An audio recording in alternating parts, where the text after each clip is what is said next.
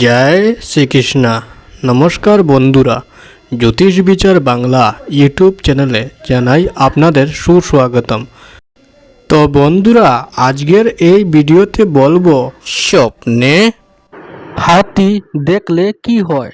হ্যাঁ বন্ধুরা, আজ আমি আপনাদের স্বপ্নের মধ্যে হাতি দেখতে পাওয়ার ব্যাখ্যা বলতে যাচ্ছি এবং তার সাথে সাথে এটাও বলবো স্বপ্নের মধ্যে কিভাবে বা কি অবস্থায় হাতি দেখতে পেলে আপনাদের জীবনে কি ঘটবে তা নিয়েও বিস্তারভাবে আলোচনা করব।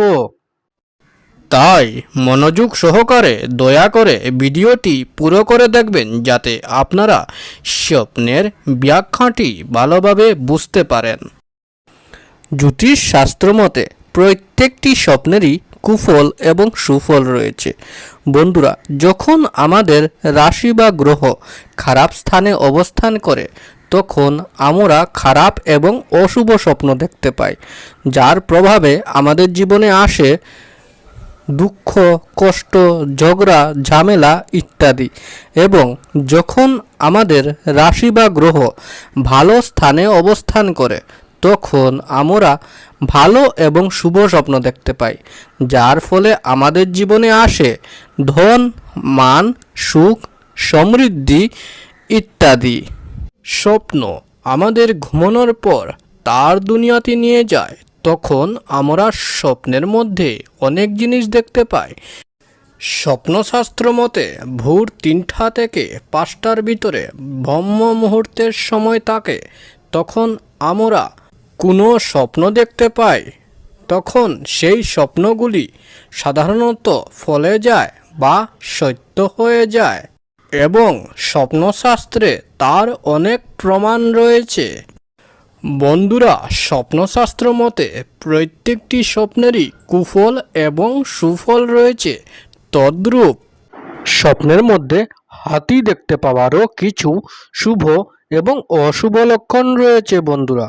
বন্ধুরা, আমি আপনাদের আজ স্বপ্নের মধ্যে হাতি দেখতে পাওয়ার ব্যাখ্যা বলতে যাচ্ছি। যদি কোনো ব্যক্তি স্বপ্নে কোনো হাতিকে স্নান করতে দেখে, হ্যাঁ বন্ধুরা, যদি কোনো ব্যক্তি স্বপ্নের মধ্যে কোনো হাতিকে স্নান করতে দেখে বা ওই হাতি যদি জল পান করছে দেখে বা ওই হাতি জল নিয়ে খেলা করছে দেখেন, তবে ইহা বুঝতে হবে বন্ধুরা, এই ধরনের শুভ স্বপ্ন দেখার কারণে আপনাদের জীবনে ধন সম্পদ লাভের প্রতি সংকেত মনে করা হয়।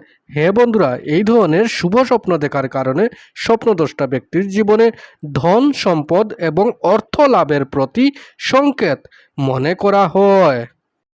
স্বপ্নশাস্ত্র মতে বন্ধুরা, এই ধরনের স্বপ্ন খুবই ভাগ্যবান লোকেরা দেখতে পায়। হ্যাঁ বন্ধুরা, স্বপ্নশাস্ত্র মতে এই ধরনের স্বপ্ন খুবই ভাগ্যবান লোকেরা এই ধরনের ভালো স্বপ্ন দেখতে পায়।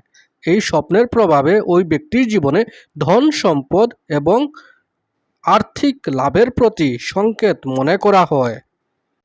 বা যদি কারোর মনে কোনো প্রশ্ন থেকে থাকে তবে আমাদের কমেন্ট করে নিশ্চয় জানাবেন এবং যাওয়ার আগে ভিডিওটি আপনার বন্ধুবান্ধবদের সাথে শেয়ার করবেন, যাতে তারাও এই স্বপ্নের ভিডিওটি দেখে উপকৃত হতে পারে।